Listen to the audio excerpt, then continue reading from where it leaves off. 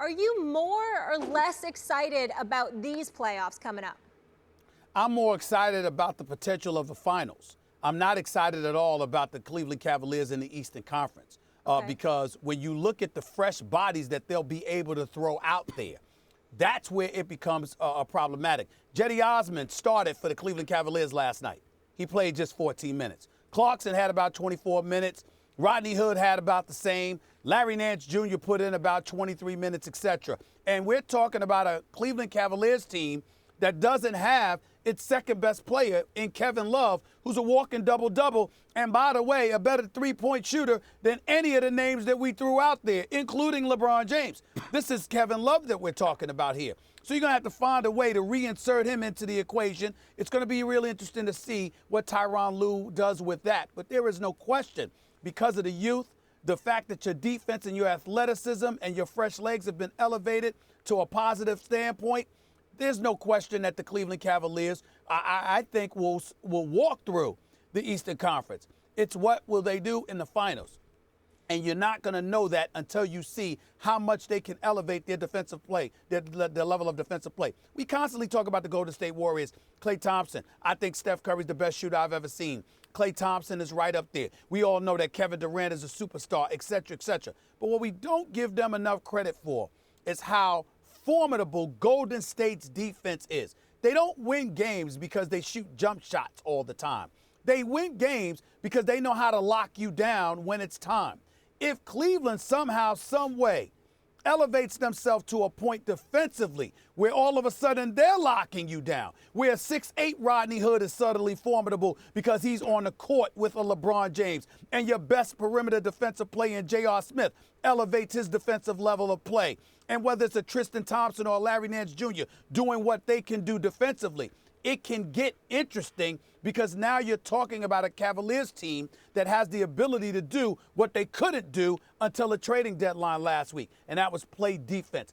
That's what I'm looking at right now. That's what gives them a puncher's chance, and that's what makes them roar through the Eastern Conference with no problem. So I'm excited about the potential. So are you more or less excited finals. About the playoffs? I specifically answered the question. More. I said I'm more excited about the finals, but I'm not excited at all about the Eastern Conference. I'm excited about the potential of the finals. The answer is correct. You should be more excited about the finals, but it's not because the Cavaliers have any chance against the Warriors, because they don't.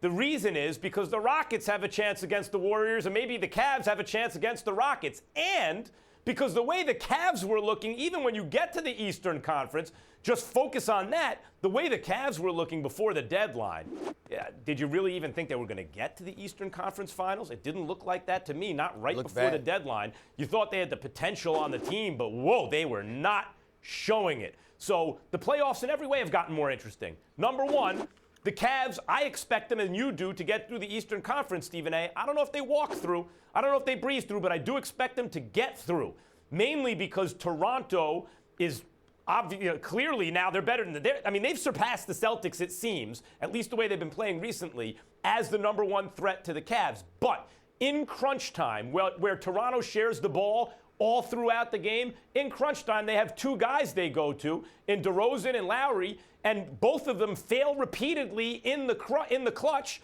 because the other team knows, they're going to go to ISO with one of these two guys, and they focus on them and they stop them. So they need to figure that out. That happens a lot in the NBA, incidentally, when you have talents like DeRozan. If they're not good enough to get it done 1-on-5, you ain't going to win. And if they're not smart enough to know I got to go to other guys right now because everyone's focusing on me, you ain't going to win. And I think that's what Toronto is facing now. So I agree the Cavs get by them.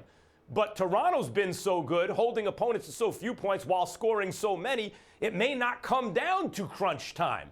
So the Eastern Conference, because the Cavs got better, because we're not sure that this is not just a honeymoon phase, that this is actually sustainable, the Eastern Conference playoffs are much more interesting than they were before the trade, where you thought, the Cavs ain't going to get to the conference finals. The Western Conference is more interesting because the Rockets got better, and the finals are more interesting because there's a chance it could be the Rockets instead of Golden State. And then no matter who it is from the East, the Cavaliers especially, but even maybe the Raptors or maybe the Celtics, the finals then become more, I don't know who's going to win. Stephen In every A, why way, are the you playoffs down just on got the more East? interesting.